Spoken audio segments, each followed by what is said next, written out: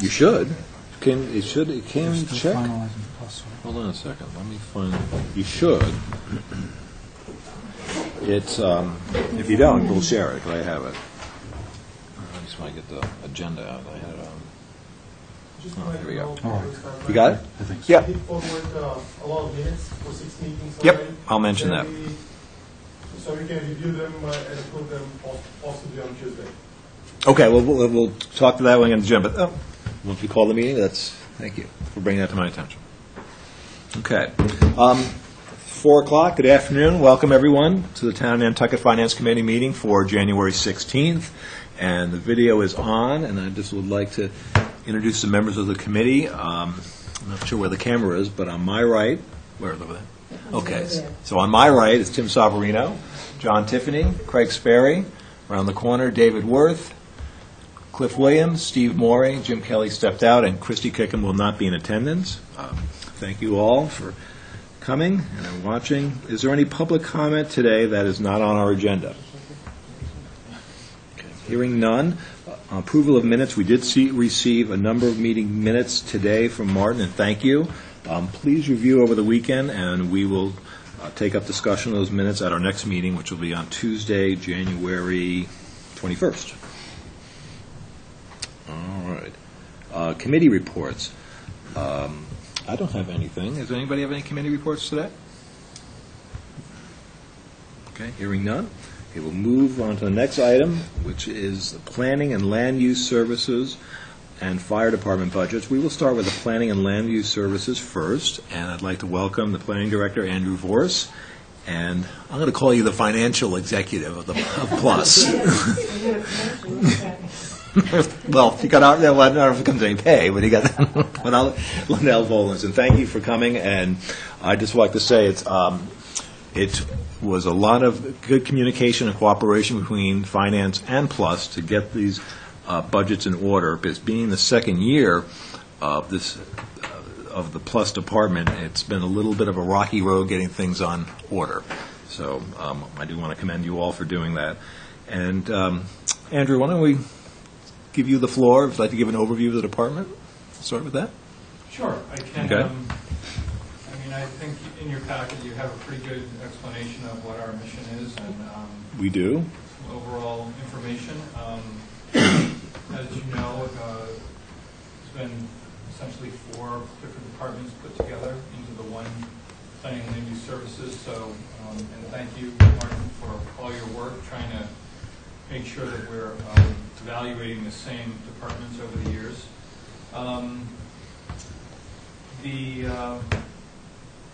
Overall, the department is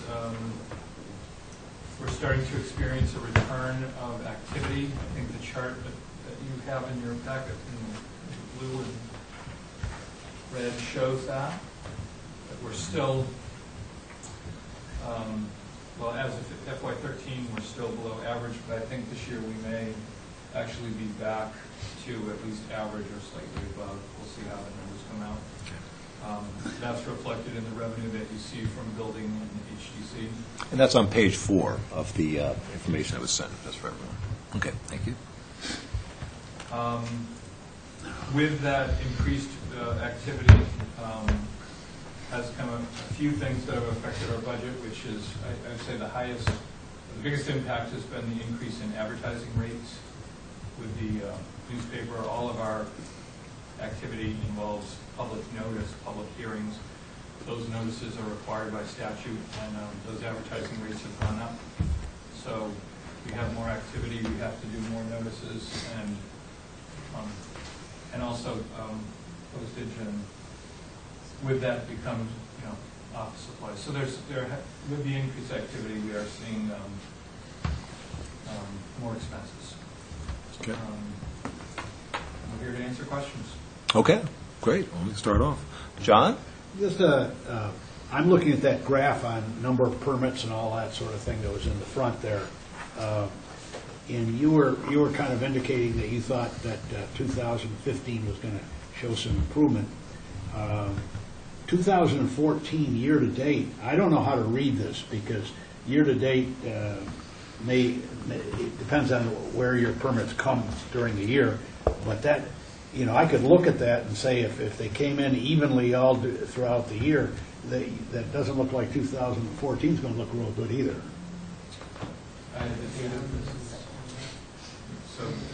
The date of this was September, so it's 3 months. Okay, so it's back to, it's not year-to-date at the, okay. All right. Mm-hmm. So that's 4 months? 3 months. 3 months. 3 months. Okay. Gotcha.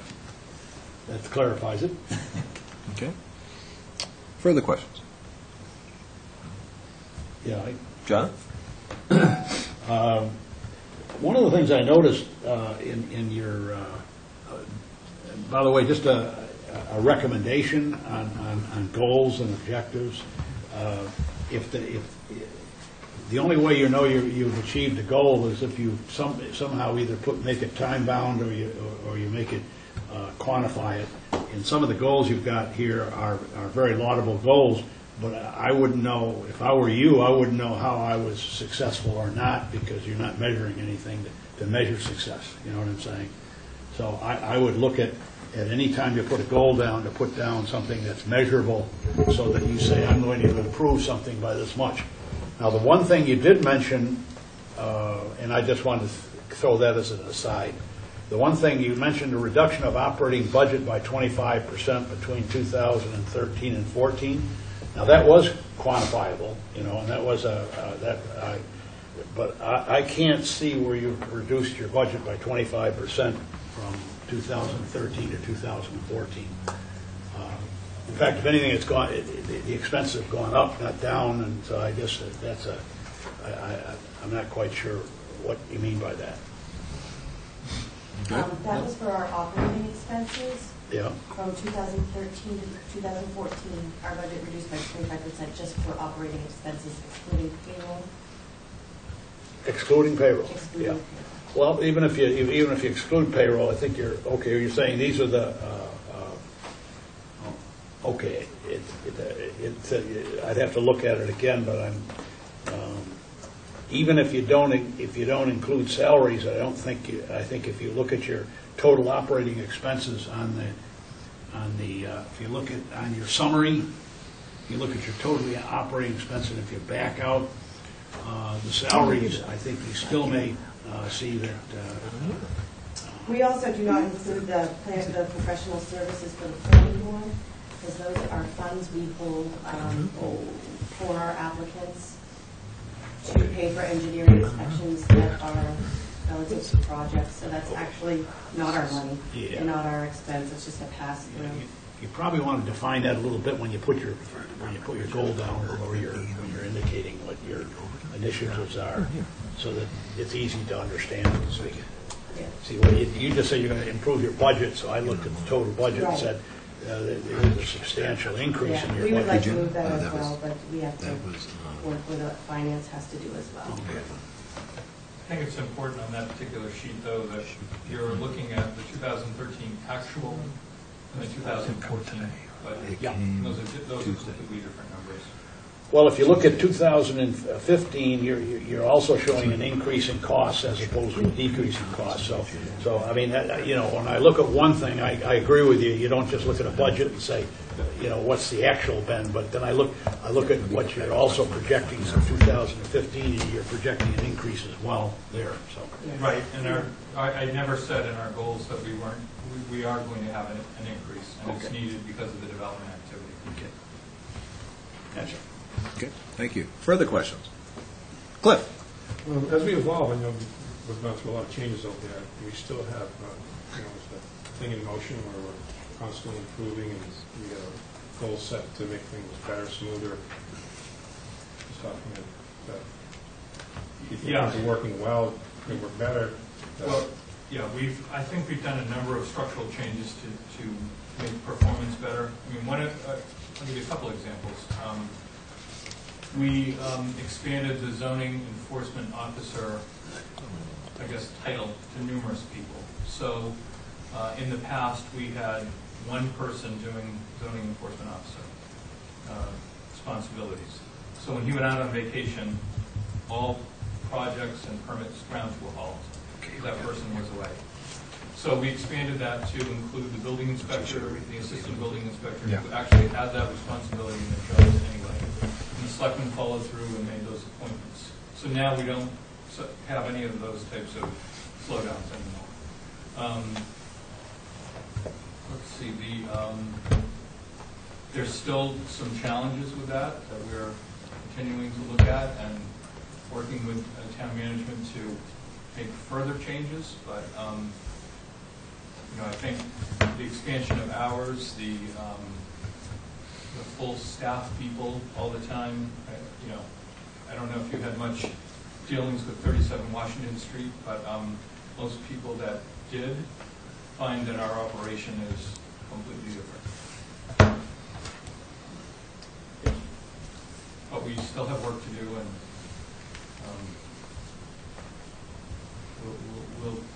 we continue to look for ways to improve service. So suggestions are always welcome. Okay. Further questions? John? Also, I looked at your departmental fees, I looked on your revenue side, and they look, for 2015, look relatively flat if you compare them to 2013 actuals. So I just try to get an understanding in my mind of how you see 2015, whether it's sort of a Revenue projected for 2015. Oh, yeah. For the revenues, the projections, we talked about it before. We base on actuals from the last fiscal year. So that's why you see some drop in the filing fees. And is this what you're talking about, John, or just in general? Is there any particular... I was using a general thing, but there were certain specific areas, but because Andrew was indicating that they're kind of looking forward to 2015 as being a little bit better year, and I think most everybody in this room would think that that's probably a reasonable assumption, but it's not necessarily showing up in the budget. Well, it will show probably in the budget for 16, so that's why we're going to have higher numbers for 14 to base the budget for 16. And again, I think what Martin is saying is that when the budget is compiled, starting with the revenue, the Department of Revenue has a requirement of looking at the previous year revenue as a starting board, and that's what you're saying in this case. So the hopeful is for next year, for fiscal year 2016, will reflect what Andrew's saying. So that's what you're being strung by. Then. That's correct. Yes. The same similar discussion we had with the airport. Yep. That's absolutely right. To be conservative, that's been the process of budgeting for revenues. Because you can base on a whole year, obviously, actual amount that's being complete. So that's why we stayed with that. So therefore, we can expect, as an expectation, that things will end up being better than they appear in the budget simply because of that. In other words, when we get to the reality of 2015, that we'll probably do a bit better than we think we're doing. On the revenue side, we always hope we're going to do better than the budget. Well, I'm not concerned about that. I'm saying that if we're being restrained by the state on what we can use for revenue, then in fact, and if the belief is that it's going to be a little bit better, then we would expect to have something better in reality. That's not a budgeting issue as much as it is a reality issue. I think in this case, is there isn't too much gray area, is that the revenues will be forecasted from the previous year's revenues, and it's black and white. So, yes, if the revenue will be increased for the currently in plus, it'll be reflected in next year's budget. Yep. And would you agree with that? Yes. Mr. Okay. Chairman, just Yes, I'll go ahead. to give you a couple examples, the budget for the projected filing fees for HDC for the entire fiscal year, for the year we're in, was $96,150. Yep. Our year-to-date actual as of January 15th is $85,800. Wow. Right. Okay. So That's significant, isn't it? it is. And again, we continue to see quite a bit of I know so too. activity. Building department as well is, the budget was $561,060, and we received $439,711.25. Okay. So it's 25% ahead at roughly 50% of the year. Now we're 20% ahead. It is encouraging. One question, I guess, on the ACC is that where do legal fees reflect in that budget? Is that part of the town budget? Oh, it is. So it's not. Okay. I wasn't sure because knowing recently. And I guess one question for me is back on the advertising when you mentioned it. For the current year, is there enough to hold you over? Will you have to make some transfers, or how will you be able to complete the advertising responsibilities of this year? Well, I have a two-part answer for that. First is Navy. We've advertised already to raise the fees for zoning board of appeals to raise the cost of that application to cover. Okay. We will also follow through with planning board, and HTC has had on their agenda for some time a fee increase as well. So, but if that's not enough, we may have to come and talk to you. Okay. All right. Thank you. All right. John? The one last thing about operating expenses. On your salaries, I noticed that from 2013 to 2015, if I compare that, because I'm comparing actual against a budget, it's a little hard to look at 14 because it's a budget number. You're talking about a 14% increase, which if that's a couple of years, and that would average out to about a 7.1% a year, or 7% a year, which is pretty significant, I think. Where are you? Yeah. Which one's oh, yeah. Well, go ahead. Yeah. Do you want me to address that? You could. Yeah. I think I already did. Okay. I emailed out earlier to Matt. And it's, yes, in fact. You get it passed on to you all, I believe, a funding sources sheet of where our salaries come from. In the budget, we have our operating budget plus all our revolving funds included into one big document. So I separated it out so you could see what was being funded by the general fund, and that's why you're seeing such a significant difference. We have over $300,000 funded by other sources. Yeah. From our revolving fees and a grant that we received, federal grant that pays for a couple $100,000 of our expenses a year. I wouldn't look at money coming out of a revolving fund as being free. I would say that's... Well, no, I don't think not free, he said but free. we use other funding sources that are, coming into play with our budget. The point of this document was just to show the other funding sources other than the general fund, and so Yes. which helped balance the numbers on that. Yeah, I understand that. Okay. The thing I was looking at is just looking at from an operational point of view of here's what you spent in 2013. Here's what you're planning to spend, regardless of where the money's coming from. You know what I'm saying? Right, but the number actually in 2013 is reflecting not all. I don't believe it's reflecting all funds. I believe that you're seeing a big difference because some of those monies were paid out of revolving funds. Also, when we budget for revolving funds, we're budgeting what we're voted to be able to spend out of that revolving fund. So we may not actually pay, we may not actually use all that money, but we have it voted as that amount. Yeah. So that's why comparing actual versus budget can lead you to seeing those differences. I would assume that you build up your salary your salary number in a budget. You build it up from the bottom up, which is you say I've got X number of people, and you have the charts that show that you actually put it all together in a very, very nice and very understandable way, regardless of who's paying it. Right. And so that's what I'm saying is that if I look at that from 2013 to 2015, they're showing a significant increase. That's all I'm saying. Okay. Okay. Further questions? Yeah.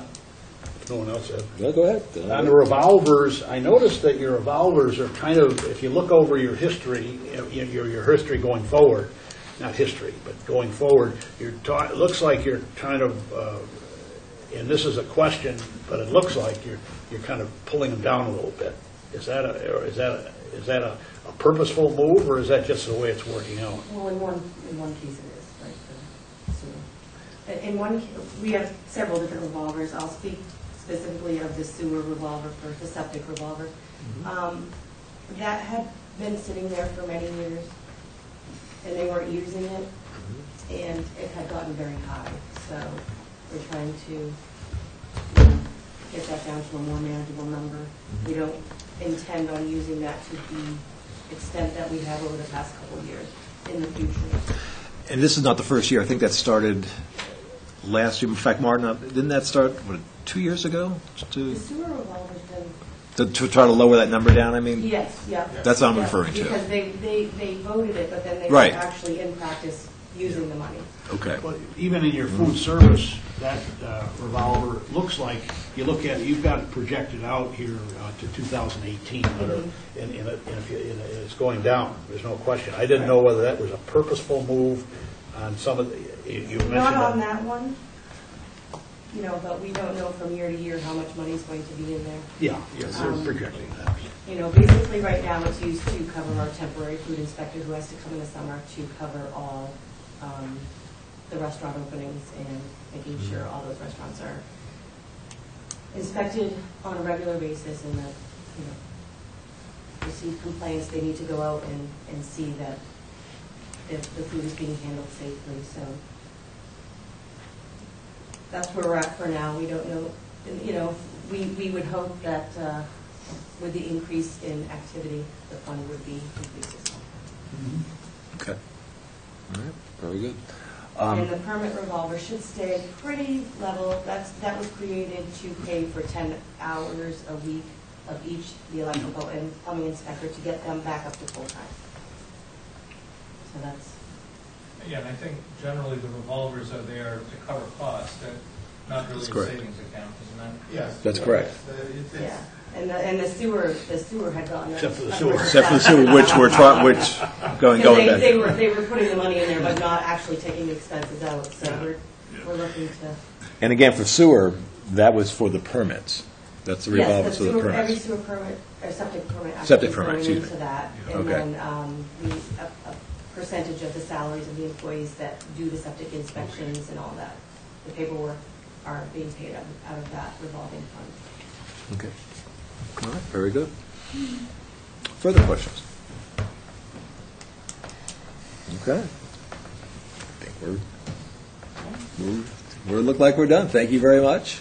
See you next year. See you soon. Yeah. All right. Okay. Chief, I told Chief McDougal we'd come about 4:45. So in the meantime, figure by 20 minutes. That's a record. Okay. Have a good weekend. That being said, why don't we go ahead and on the agenda and take out of order. Geez, I can find it now. Let's see. Here we are. A request for a reserve fund transfer to engage a search firm for a finance director. Oh, good. We have enough. Okay. So, Libby, I'll let you take it there. As you know, we have an interim finance director who is Deb Gilbert, and Irene has left voluntarily. She was not fired, by the way. And we, just to review a little bit, 3 years ago now, when Connie left, we did our own search. And we did extensive advertising, but we didn't really have a very good way to reach out to people and do any recruiting. And we did talk to a lot of our municipal finance contacts, including Mark Abrahams, Michael Daly, John Daniels, Cinder McNerney, people like that. And they all said at the time, it's a tough market for municipal finance professionals in New England and maybe even across the country. So it's going to be difficult. And they didn't have a lot of suggestions about names or anything like that. But anyway, we obviously went ahead and did what we did. And now in reevaluating that process, and we think the success of the airport search, that we should engage a search firm. So the expected cost of that is between $25,000 and $30,000. I stumbled onto a 30B requirement, procurement requirement, which I had hoped would not be applicable, but it is. It is. Tried to wind my way around it, but I couldn't. Good luck. So anyway, we're going to start with quotes and see what we get back through an established scope of services. We have already talked to 2 search firms and gotten a proposal from a third. We're going to formalize that process a little bit more, but the quote range that's come back is that. We do not have that amount of money in our current professional services budget, and so that's why we are coming to you. All right, questions from the committee? Cliff? Are we ever going to, maybe in an executive session, just for information, discuss what went on with Irene at all? No. No. No offense, but it's not really your business. I John? don't mean that in a disrespectful manner, but there's also a confidentiality Confidentiality. agreement. It's a So we're not sensitive really situation, I able guess. To discuss it at that level. Suffice it to say, we wish her the best. Okay. Irene the best, excuse me. Is that? Yeah. We should move on. Craig and then John. What's the time frame on the hiring, so forth? The firms that we've talked to have indicated it takes generally around 4 months or so once they've started. We would hope to get them fully on board within the next, best case scenario, a couple of weeks. Okay. And get going. Nantucket's a little different, obviously, so maybe it might be a little bit longer, but we're hoping for the best with the resources that they have available to them that we don't really have. Okay. John? Yeah, it depends on whether the person you hire is working or not. If they're not working, then you can get them in pretty quick. If Exactly. they That's a are, good point. usually they've got to give some notice Right. and so forth, so you could be in for a while on that. Yeah. Yeah, that- That time frame was just to get someone. Yeah. It was not even taking into consideration whether or not they have to be hired. Have you pretty well nailed down who you want to use as far as the search firms itself? Well, we have the 3 firms that we've talked to and looked at, and we really liked all of them. But there's one that rose above the others. But we do have to do this procurement process, so I wouldn't want to say the name and then compromise the process. Yeah, I'm not interested in name, I just wondered if you wanted to know how tight, close you were to that decision making. Well, I think we're hopefully fairly close once we've completed procurement. Okay, good. So you're feeling pretty comfortable with the firms themselves? Yes, and I'm comfortable that there's a selection. Yeah, there are a lot of firms out there that would specialize in municipal financial people, in Yeah. fact. So it's, Yeah. I guess one, I don't know if you mentioned it or I missed it. Will this be a nationwide search? I don't think we're going to say no. It shouldn't be a nationwide search. I Okay. think we would like to focus more in the New England region. Okay. But if somebody Just curious. applied from, wherever, Well, I'm just always curious how it went with the airport search. That was pretty much nationwide. There were interviewees from all over the country. Yeah, I I'm just think- curious how that worked. honestly, I think airport managers are a little bit different because it's more federal rules Okay. than sort of more localized, regionalized state That makes sense. rules. yeah, I was going to say, getting someone who's had experience in Massachusetts accounting would be very, very helpful. Yes, it would. Forget about that stuff. That's right. Further questions? Okay. So the request is for 30,000? Yes. Oh, right. Okay. All right. Well, unless any other questions, I will ask for a motion on this matter. So moved? Okay, and there's a motion to appropriate 30,000 from the reserve fund? Okay. Is there a second? Yep. Okay. And discussion on the motion? All right, hearing none. Thank you all. All those in favor, say aye. Aye. Opposed? Okay. All right, I think we're set. I just need to sign something, right? I always have to sign something. There is a final. I'll bring it next to Okay. Okay. apologize. No, that's fine. That's fine. I often wonder if I really needed to sign it. You do need to sign. We'll get your own drop off. Okay, the next item will be the discussion of the fire department budget, and you did receive that in our packet, and also received a analysis of the overtime versus additional personnel. And I'd like to welcome Chief McDougall. Chief, thanks for coming. We always appreciate you spending time with us. We'd like to give an overview before we go into questions. Yeah, sure. I can give a quick overview. Okay. I know that The floor is yours. have a little different format here Mm-hmm. this year. Just to go through real quick, I'll go through the initiatives and a few other things. That's Any fine. questions as I go along, just stop me. Okay, fair enough. One of the initiatives is we have a municipal fire alarm system. We're trying to switch over to new technology, and that's a wireless system. It's a reporting system. The system reports. It can identify more issues when it sends a signal over the line. Our older hardwire system, it's fine. It still sends a fire alarm activation into us, but these addressable systems are really nice because it can say first, second, third floor, you know, in different scenarios. We've been working out, Scott. Yes. When do you figure you'll hit? That sounds very interesting. It sounds like a real upgrade. When do you figure you'll finish? I don't.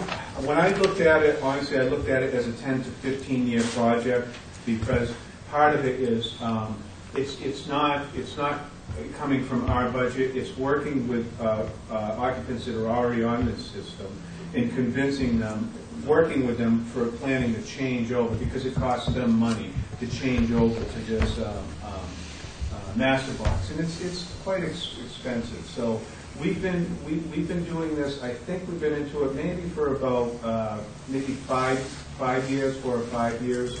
Sconset, we've been doing really well. We've been getting them changed over, which is pretty good. Which means that a lot of the hardwire is ready to come down.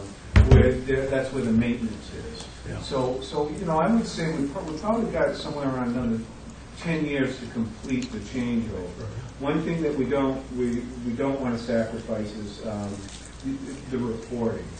So I don't want people dropping off the system. Work with them to change it over. Is this something we're doing because it's mandated, or it's just something? No, it's not mandated. It's just trying to use newer technology. We have one fire alarm superintendent, and Tim's very familiar with this. And it's a municipal system, and it's a great system. But there are some maintenance requirements that go along with it, and to keep up on it. We're just trying to change over to a system that's much easier for one individual to maintain and make sure that it's working correctly. Okay. Okay. Very good. Okay. Let's see. We are working towards a new fire station. Okay. At this point in time, I think we're in a good spot. We do have a building committee, a work group committee in place, and right now that's in the process, and there's a lot of work and planning that's going to take place for that. So that's one of our bigger ones. Another one is for our EMS training. We're all certified as mass technicians, and there's a national system out there now that everybody has to gradually switch over to. One of those, right now we're in the process of it. It's going good, so we're trying to switch over to national standards. But even from the state and the national standard, they haven't quite come together. So to have let's just say, a flawless transition. So what that's been is there's the required training is a little bit different than the training that we do. In other words, we don't have as much flexibility to pick what type of training we want. We have to make sure that we can schedule and set up classes for what is absolutely required. So we just, which that's working fine. We just have to pay closer attention to that. There's not an additional cost there in regards to that training. So far that transition has been working. A few bumps in the road, but the state's been really good with everybody, so that's pretty good. One of the other things that we'll be working on for this year will be fire prevention programs. We work in the schools. We also work with other organizations like the Land Bank, Conservation Foundation, with regards towards wildland fire programs. And we try to educate people and bring people in that are interested. This community risk reduction program, it's titled Fire is Everyone's Fight. We work with a lot of private businesses, and it's actually pretty good. We've been having pretty good luck with that. A lot of businesses that are willing to let us in and work with them on evacuation plans and just different safety plans and stuff like that. So that's been good. Some of the accomplishments that we were able to do this year is newer vehicles that are coming out, especially when you look at hybrids and flex fuel and all that sort of stuff. The materials they're made out of, we're constantly trying to keep our equipment up. So when we're dealing with those vehicles in regards towards fires or having to pull somebody out of a vehicle by extricating them, you have to keep up with the training and the new technology. As well, we were able to replace all our defibrillators this year, which was very good. And that, of course, that training comes along with that because those usually they're not always the same. The big help with that is our Firemen's Association. They help us. They donate this equipment actually, and that was a considerable donation. One of the other nice things was that this June, we were able to bring in 2 firefighters to bring our staffing up to what it was 2 years ago. So that was helpful. As a matter of fact, those two new individuals we brought in June are in the academy at this time, and they should be graduating actually next month on the 7th, which is great. So we'll have 2 more firefighters that are fully trained, academy trained, EMT trained, hazmat trained, especially when I look at going into next summer. It's going to be very helpful. Great. The Explorer program, I don't know who's familiar with that, but that's working with the high schools, developing a program for high school students that are interested in fire science, firefighting 1-2 certification. This has been going really good. It's one of the programs we had to cut a few years back when just when things started dropping off. We had the program going good. We cut it. Now we were able to revise it. We've had it going for about 2 years. As a matter of fact, some of our last hires on the bottom, one of them was from the Explorer program that we did years ago, and we have call people that we actually trained them in high school, and as they got older and they got 18, we were able to put them on the call force. This year we have 15, and the reason why this is so important is for us to have to deal with turnover, and what I mean by that is hiring people, testing, bringing people in from off-island, hiring them. We don't want people to come and work for 2 years or 3 years and then move off-island. These young explorers will get them trained to the firefighter level and get them, not that they're certified and we don't put them to work as a firefighter, but we'll get them up to a certain level. And the ones that are really interested in the fire service, that come back after college, now they have the skills to compete with our testing that we do, which is a pretty difficult testing procedure. And we do have a lot of people interested here, but we need them to be educated and able to compete with that. When you're off island, you have access to training that just isn't here, and a lot of people, they can really bring their skill levels up. And these younger individuals, if they're coming back to the island, we look at them as future hire, which is so far has been working out. It's been very well. Let's see. September, right now we switched over to central dispatching. Okay, the big move was September. It's been working good. It allows us one more firefighter on the floor because we don't have to leave one back to do dispatching We were able to work with these dispatchers for quite a few months. Because there's a difference between fire and police dispatching. The dispatchers have been really good. Police department's been really good. We've been working together on that, and got quite a bit of training. So when we transferred over, I think it was September 3rd, we flicked that switch. I have to say it's been working great. It's been smooth. We expect to deal with little differences, things we can't think of ahead of time down the road. That happens here and there, but there's nothing that has been that big of a deal that training hasn't solved, or just us just communicating and working back and forth. And the reason why I wanted to wait till September to switch over is because by next summer, when things really get crazy, I think they're going to do an excellent job. And I guess just to add, that's a culmination of a 5-year process of adding two every year. Yes, and it seems absolutely. to, and this, from listening to what you just said, it seems to be a big success. It worked out because there was a little bit of trepidation at the beginning. Well, there is, and especially for the dispatchers, because that's a huge load that they have to take on, and was totally different. Totally different, because there were a few that were police dispatchers, so it was nice to bring additional people in, and it's just like dumping a whole load of work on it, but they've been handling it. That's really great. well. Good. Yeah. Thanks for that update. And that's Question, Yes. The question, yeah, Tim. Chief, how much input do you have into the dispatching? great. How this is set up is we have a dispatch supervisor.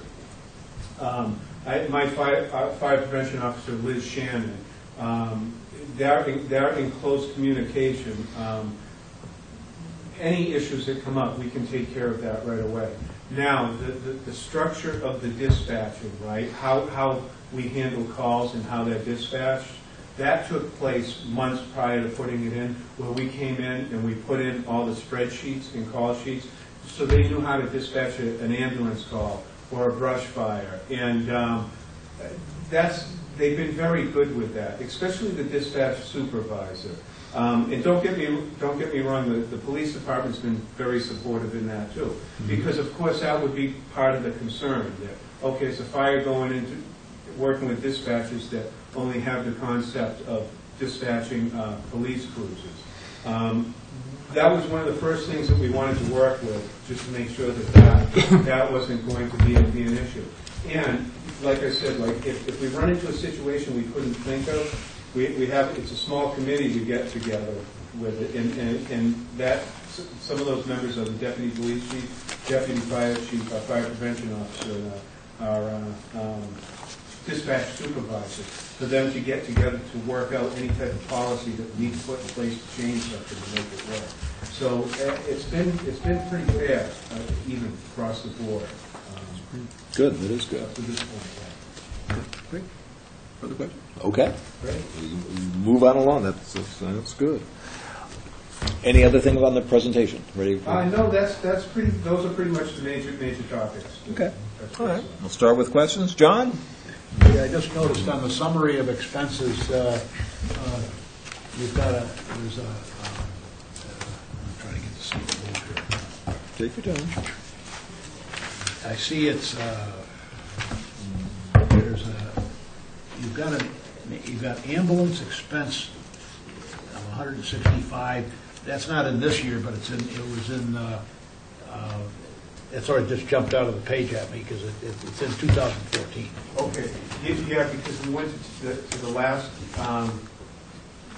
That was approved April town meeting. Okay, the $165,000 to replace one of the ambulances that we have. So we're in the process of working on specs for that ambulance. Is Yeah. that what you mean? No, you're showing it in the operating expenses, which means that you're paying for it out of the operating. Yeah, and I think, and I don't want to answer for Martin, but usually that is listed in as an article in the operating expense, and that money will come from the ambulance reserve account Okay. to be put in. Yes. Okay. So we'll do it. Will that be a That's where I was transfer? going. That's a good question. Martin, will that be a transfer? No, How will that be? It's going to be paid out of the ambulance reserve account. have to remember that the budgets in summary include the ambulance reserve account as well. Correct. So that's where this expense comes from. Oh, okay, so it's already built in. So it's already built in, that's why I want to be sure of that. And Okay. John, you're aware, the fire department, when they present it to the capital committee, there is every 2 years, there's going to be an expense from the ambulance reserve fund. There's an upcoming one also in 16. So there's a cycle that the chief can talk about that.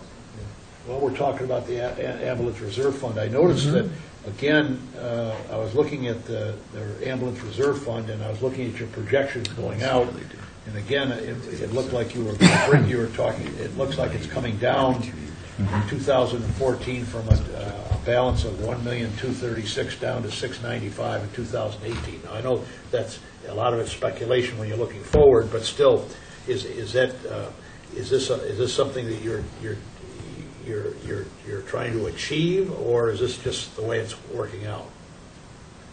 Can I answer that? Yeah. Okay.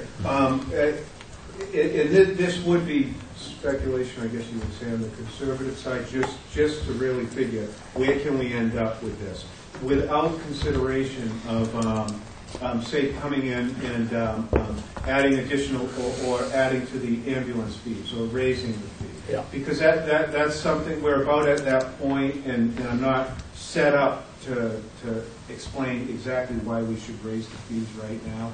But I do have intention of coming in the future. But part of that is that, okay, the two firefighters that came in this year, we have a plan, and those are running off the ambulance reserve account, okay? So we have to figure out, okay, how much is that going to bring it down from salary expense? And then the addition to replacing my ambulances are on there, plus the cost of stocking the ambulances. Now, the ambulance replacement plan that I have, it's pretty aggressive. I'm not really going to replace them as fast as I have them in there, but I have to make sure that I'm thinking about it constantly. And that's a 5 to 8 year period. So every time I replace an ambulance, it drains this account down. But realistically, if I'm looking at 8 to 10 years to replace an ambulance, or 8 to 12 years, I'm doing okay, especially if I can keep low mileage on it. Now, like I said, an increase in the fees is something that will naturally, that has to happen eventually. Our ambulance fees are pretty standard for BLS service, and we have room to be able to raise them. But like I said, right now, I don't have the plan together to come in to justify, even though I think the justification's there, to be able to come in to raise that, to be able to keep these fees accessible. Also, if I'm looking at future plans, and I'm being realistic about it, what happened by using this ambulance reserve account, I think it started in 2004 or 5, was the first time firefighters' positions were put on that ambulance reserve account. In the future, you're probably going to see me come with you with a plan to try to get those positions not to be paid for on the ambulance reserve account, because it is a certain amount of money that we make every year. And if I add additional fees, it'll come up a little bit. But there's no way that I can keep adding firefighter positions and expect the ambulance reserve account to support that, unless our population gets so big that we are generating more money from it, you know? What's the collection rate? Maybe, I don't know who, Martin or Chief, you can address. What's the collection rate for the ambulance fees? I'm sorry. Yeah, go ahead. Yeah, if you just go off, anecdotally, it's fine. Look, on an average, we're averaging about $340,000 a year. Right. Which is pretty reasonable. It's about 80% collection rate. Okay? We've been able to average that. I don't think, and I'm just speaking from what I can remember from discussions with prior chiefs, right. I don't think we ever went down to 70% or that much below 80%, which is pretty good. Would you say that's like a national average? I'm thinking 70 probably is. 70 yes, is. And, it might even, and I can't prove that as fact right now, but anybody I talk to, they're pretty surprised that we're able to collect as much, and that is because I think. You have people here that their medical insurance or depending on whether they have Medicare, Medicaid, Blue Cross Blue Shield, or whatever type of private insurance company, there's only a percentage that they pay, that the insurance company pays. Correct. And in other places, you may find individuals that can't pay the rest, and departments say, okay, look, they try to collect it, but they can't collect it. There's a good percentage where I don't know, we don't seem to have trouble here. People pay their balance. Not all of them, but the majority of them seem to say, okay, if my insurance is going to pay $475 of this, and I only owe additional $200 for oxygen transport or whatever, they send a check right into our collection company. Okay. Thank you. Tim? Chief, I have a question. Under your professional services line item, Yes. is that still your ambulance billing? Is that where that takes place? Yes, and when you look under professional services, and I want to make sure I'm on the right page with that, It's page 14. page 14. Right, we're looking at that one. Okay, Yeah. the same one that I'm on? Yep. Yeah, professional services, that is, I'm sorry, Tim, what was the question of people what? Is that your ambulance billing? Is that where you pull the payment for that out No, of? yeah, ambulance billing would be part of it, because they charge us 5% Yeah. of what they collect, which is pretty good, because up to 2 years ago, they were charging us 7%, and they dropped down to 5%. The other part of that, the other part of professional services would be, we're licensed with Cape and Islands OEMS. That's like a $6,000 or $7,000 expense. So we pay for that. Other licenses we have, our STAR forms, which are our forms we fill out for the ambulances. We have licenses for that we pay for out of that. So there's a whole bunch of. Well, my question was going to be, Chief, nothing to do with fire, but maybe cost savings to the town. When we had the Island Home in, they were talking about an additional employee to help with Medicare, Medicaid billing. And I was wondering if there was any economies that we might be able to take where they might be able to handle ambulance billing as well. And if that number is 5% of 340,000, it's a pretty big number. Yeah. If we could save it, it might help offset. But I don't know if one person can do that. I guess there would have to be some. Quite a few years ago, we did our own billing at one point, and it was the office administrator that did that. And I think, and I'm only suggesting because I wasn't in this position at the time. We got a little bit busier, and I think we're having difficulties doing our own billing.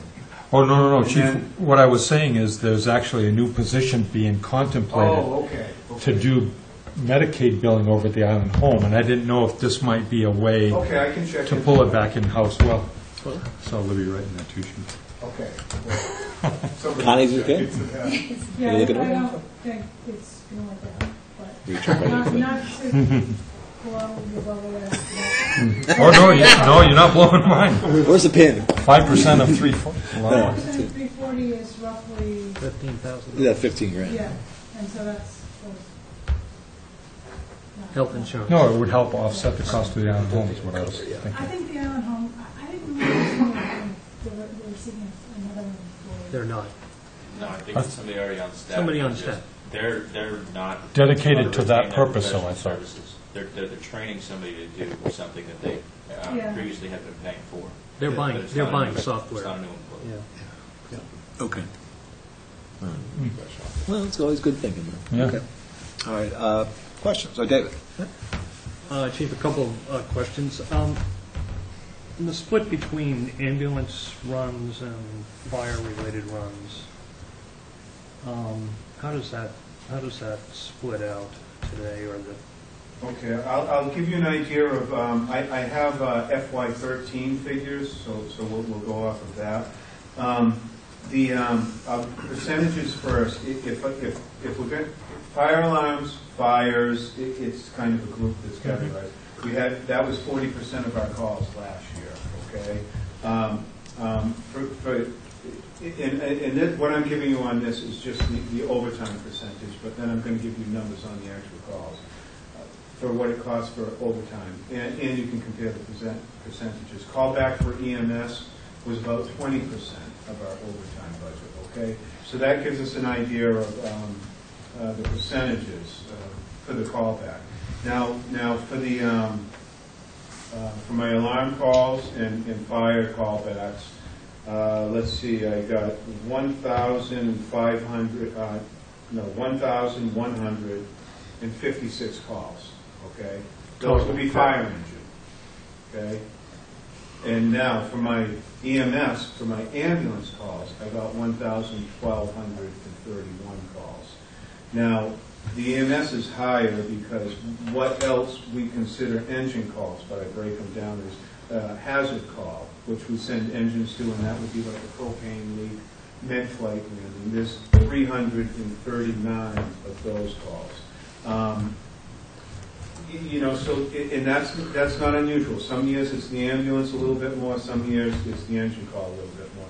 So if I add my hazard call to my alarm calls, then I'm up to at least 1,400 and maybe 70 or 1,480 calls. And I look at that as engine calls compared to 1,231 ambulance calls. That I didn't have a chance to break down in percentage. So, did I hear you correctly? 390 plus engine calls for med flights? No. 339 calls for what we categorize as a hazard call. When you look at a hazard call, that is if you call me and you say, I smell propane, I think my neighbor's propane is leaking, we go do that. If somebody calls me and says, look, there's fuel leaking out of a vehicle on such and such street, we'll go do that. But med-flight calls are in there as well. And that's it. So you're averaging 3 calls a day with the engine? With the engine, if that's what it comes to, I'd have to break it up. Does that sound reasonable? Well, in the summertime, I average probably about 12, 15. Of course, wintertime, that 3 may be cut down. Same with the ambulance call. And that's and that's it. Does the thanks? Oh yeah, sure. Does the ambulance fund or the revenues you're achieving from the ambulance fund, how close does it come to covering the cost of sending the ambulances out? And that's the format that I really want to put together for rate increase. It's pretty close, but let me explain the differences. I think, so we charge about $475 for an ambulance call. We charge additionally, maybe it's $12 or $20 for mileage, I can't remember, additionally for oxygen, defibrillation. So there's a bunch of other things that are attached to that $475. Takes 3 people for an ambulance call. If I look, and I'm going off the top of my head from the last time I did a presentation, if I look at fuel, wear and tear on the ambulance, a shift that's working, not having to call somebody back on overtime, I think I was running average cost of $389 an ambulance call of $396. At that point, I think we were charging about $425, and I think I went in. It could have been a $50 increase or a $25, but I know I got it up to $475. Now, if I look at, I only have 1 firefighter in the station because that's all I have, and I send him out, and I got to bring 2 back on overtime to meet him. That cost of us running that ambulance call is going to go up even higher. Then my third call, when nobody's there, I have to call all EMTs, all 3 back on overtime. And now we're talking about an ambulance service call that that escalates like that. And that's why, going back to the central dispatching and all this, making sure we have enough people to try to handle too, if we can. So cutting all through that, do you cover 75% of the cost, 50% Oh, of you the mean cost? between the 340,000? No, because what I have to look at, to be fair, I have to look at my whole salary line item, and then I have to say percentage-wise, 38% is ambulance calls. And out of my salary line item, that may be $1 million or whatever, 340 isn't covering 38% of that.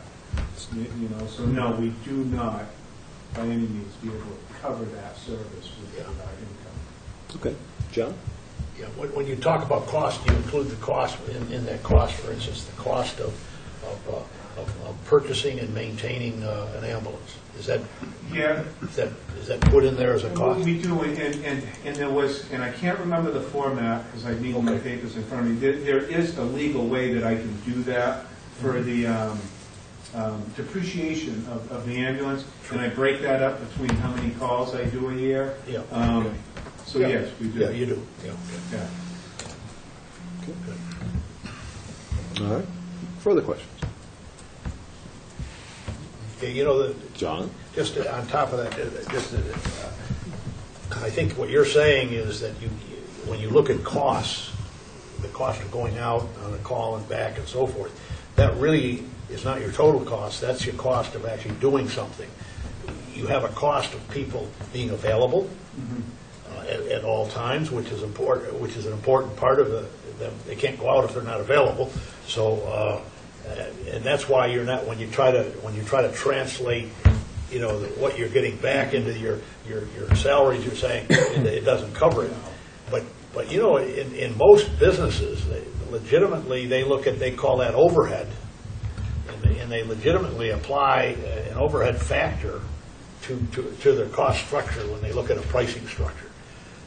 In other words, they just don't take the direct cost; they take the direct cost, but they also add onto it an administrative, overhead, which covers a multitude of things that they have to do to be ready to do it. You know what I mean?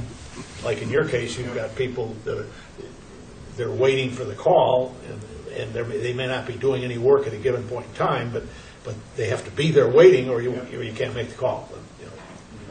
You're right. I had 3 models, John, and one of them was for staff at straight time, and I had a model of 2 additional at overtime. Yep. And from what I remember, the most expensive ambulance call, if I had the most highest paid individuals, all 3 of them decided at an overtime rate to go on a call, you could be looking at $760 or something like that. Granted, that doesn't usually happen, and that would lead us into ALS, that when you get into advanced life support, which is paramedic level, which is impossible to do right now, the fees that you legally can charge for that, they increase dramatically. They really do. But there's another expense that comes along with that: training, percentage raises, and all that. So then it brings that back down. It's a difficult situation, especially in this service. When I look at the services we're trying to provide, to be able to be able to make enough money to balance out what we're actually providing, I haven't been able to figure out a way to do that. Even for me to be able to cover 50% of that expense by charging people. And unless you can charge, there's some stuff you legally can't charge them for. At least to my knowledge at this point in time, fire suppression would be one of those. Unless you're a private company or something like that. The ambulance calls, yes. Some hazmat material response, if we're cleaning up and taking stuff, you can charge for, but it's very limited. Okay. Further questions? Well, one way to think about it, Chief, is you are charging in the sense that everybody's paying their taxes. Yes. But, We got one last question. go on ahead. Yeah, one last one from me anyway. I looked at your overtime analysis, and you knew I would look at it. Well, I was going to say, I didn't expect to get out of here without that. Well, I didn't want to disappoint you, Mark. I'm curious. You make a comparison by saying the cost of hiring 16 and then the cost of hiring 12. I was just curious why you picked 12 or why you picked 16 to make a comparison here. Anyway. Okay. The larger number. What I was trying to do is before when we were looking at the overtime expense, I was trying to figure out how many people would I need back here to fill the calls, and it was just an educated guess for me working in the business to be able to keep overtime around. And this was quite a while ago when I did this at $275,000. because no matter what, I'm still going to need some callback. And I was trying to base it out, and I don't have that plan in front of me. Like just like what David was getting to, like how many calls would you do a day, and to cover those calls, how many of them would overlap, and me to make sure that I had enough people in the station to be able to send them out. So I wouldn't have to tone to bring people back for overtime. And that's where those numbers came from. Dividing those numbers between the shifts to make sure I have so many people working. All right, whether it was an 8 firefighter per shift or a 10 firefighter per shift. That's what I'm. So these approximate, this is the area in which you would have to hire to try to eliminate the overtime, then, if you had to hire this many people. Because the number of hours doesn't come down to that, but that you can't do it that way. I understand. No, and it's hard because either way I looked at it, bringing permanent personnel in is, when we look at it for the benefits and future growth, it is more expensive. That's what I would like to do. I mean, don't get me wrong, but I know financially it's just not possible at this stage to do that. I'd say it's, Cliff, please. General question. How are we helping them up on weekends, like the 4th of July weekends and things like that, or some of these beach party weekends where there's 1,000 calls to the beach, and are we missing out on people that really needed help versus kids who drank too much beer? No, I don't think so. But I mean, it's stressful only because you're right. Those are the busy times, and I very well may only have 3 firefighters in the station to handle those calls. So every other callback is overtime. So far, we've been able to get there within reasonable times. Some of those calls may be, what I mean by reasonable times, not acceptable, but reasonable. 15 minutes, okay? First call, we try to do it within 5 minutes, whether it's an ambulance or an engine call. Second call, it's going to take, it may take 10 to 15 minutes to get enough people there on scene. That third call, it's going to be difficult. It does happen once in a while where we may have a 20 or 25-minute response time, which is, that's not reasonable. That's on the extreme side of reasonable. But we've been able to do it. By the end of August and September, I can't say that we'll be able to accomplish that because a lot of people are burnt out by that. You know what I mean? Coming back for calls. So it's a good thing. It's a good natural transition when things start to drop off. It's worked out so far. Okay. Further questions? Chip? I would say just to lend support to the chief. That's one of the things that we're talking about on the fire station subcommittee, and I'm not ready to make a report yet, but the staffing levels and the response times, 5 minute is the national standard response time. So when we start talking about anything longer than that, the further we go away from 5, it's a significant risk-reward kind of approach, if you will. And the other thing is the sheer numbers and the staffing that the chief has to deal with raise concern. So the committee's looking at talking about a lot of that and looking into that. We're just getting started, so I'd be happy to share that as we get further into it. But much like we brought the police into the 21st century with the facility and the resources they have, I think we owe it to the chief to look at that on his side. Okay, thank you. Chief, thanks. Yeah. Further questions or comments? Okay, I think we're all set. Very good. Very good. So, hold on a second. Here we go. Okay, so the date of our next meeting is Tuesday, January 21st at the Nantucket High School cafeteria, and I believe that is, get down, make sure I don't misspeak, that it'll be the police budget review. Health and Human Services was originally scheduled for there, but we moved that to Tuesday, February 4th, in light of that Christy Kickham was going to be out of town, so we didn't want to have a presentation without our representative from the contract review committee on there. So Tuesday, the 21st, 4:15 at the middle school cafeteria for the police budget. Any questions or comments before? Okay. One last thing is that Martin sent out a lot of email today, so I believe all our general fund obligations have been met. So a lot to study, and also the minutes is going over before, so we can talk about those on Tuesday. And unless anything else, I'll ask for a motion to adjourn. Motion to adjourn. Okay, so moves. Second? All in favor? Aye. Have a good weekend. Okay, great. Thank you.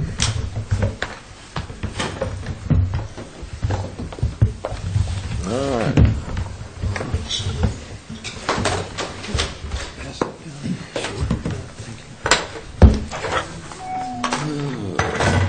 Oh, yeah, that's what I'm down. I don't lose them.